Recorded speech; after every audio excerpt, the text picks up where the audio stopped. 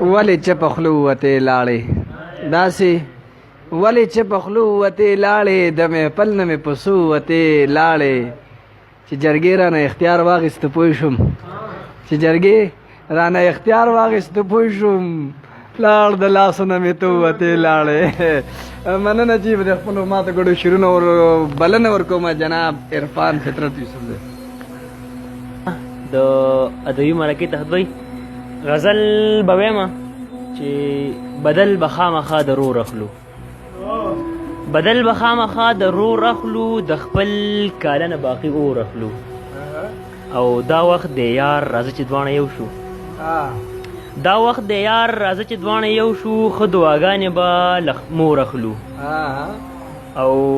موږ پښتانه اکثر څه داسې کوو همدرد صاحب موږ پښتانه اکثر څه داسې کوو خپل سپین بدن له څادر تور اخلو مننه غرغر مننه او یو ارشاد دی موږ پښتانه اکثر څه داسې کوو موږ پښتانه اکثر څه داسې کوو خپل سپین بدن له څادر تور اخلو ډېره مننه